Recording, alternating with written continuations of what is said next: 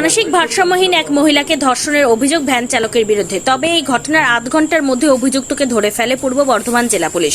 আজ বিকেলে অভিযুক্তকে সঙ্গে নিয়ে সাংবাদিক বৈঠক করলেন অতিরিক্ত পুলিশ সুপার।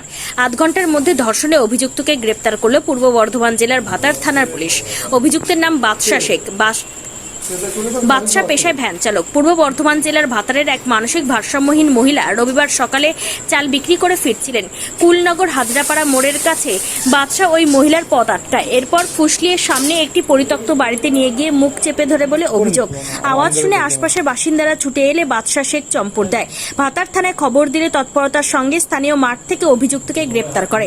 এদিন বিকেলে এই বিষয়ে অভিযুক্তকে সঙ্গে নিয়ে সংবাদ মাধ্যমের মুখোমুখি হন পূর্ব বর্ধমান জেলার অতিরিক্ত পুলিশ সুপার অর্ক ব্যানার্জি। ভাতার থানা অত্যন্ত দক্ষতার সঙ্গে ঘটনার আধ ঘন্টার মধ্যে অভিযুক্তকে গ্রেপ্তার করেছে বলে সংবাদ মাধ্যমকে জানানো হয়।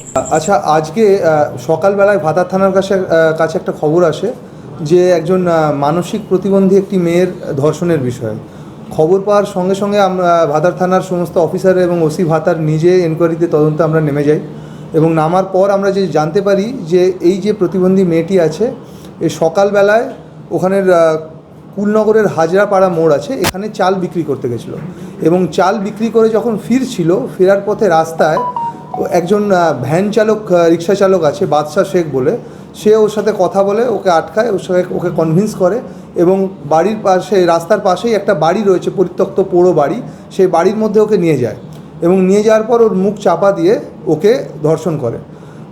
মেয়েটি কিছু সময় পর যখন মেয়েটি চেঁচাতে পারে তখন ওই আওয়াজ শুনে আশেপাশের লোকজন দৌড়ে আসে, কিন্তু এই বাদশা শেখ ওখান থেকে পালিয়ে যেতে পারে। এরপরে যখন থানায় যে খবরটা আসে আমাদের কাছে এবং সমস্ত অফিসাররা বেরিয়ে যায়, আমরা ওসি ম্যানুয়াল সমস্ত সোর্সকে কাজে লাগাই, আমরা সমস্ত জায়গায় পুলিশ বেরিয়ে পড়ে এবং অত্যন্ত দ্রুততা এবং দক্ষতার সাথে আধ ঘন্টার মধ্যে আমরা কুলনগরের মাঠ থেকে আমরা আসামিকে ধরতে সক্ষম হই। আসামিকে আমরা ডিটেন করি এবং ডিটেন করার পর যখন আমরা পর্যায়ক্রমে ইন্টারোগেট করি একটা সময় ও কনফেস করে যে এই অপরাধটা ও করেছে এবং তারপরে ও অ্যারেস্ট হয়। In the meantime formal যে এফআইআর আমাদের ফর্মাল এফআইআরে কেসও স্টার্ট হয় এবং আমরা আসামিকে অ্যারেস্ট করি এবং ভিক্টিমের আমরা মেডিকেল করাই। আমরা কালকে আসামিকে কোর্টে ফরওয়ার্ড করব এবং পিসি রিমান্ডে নিয়ে আসব এবং আমরা অত্যন্ত দ্রুততার সাথে এই কেসের তদন্ত কমপ্লিট করে অত্যন্ত দ্রুত চার্জশিট সাবমিট করে আমরা কাস্টাডি ট্রায়াল করাবো এবং যাতে সব রকম মেজর পানিশমেন্ট যাতে এই কেসে করা যায় আসামির, তার জন্য আমরা সর্বোপরি সমস্ত রকম চেষ্টা করব।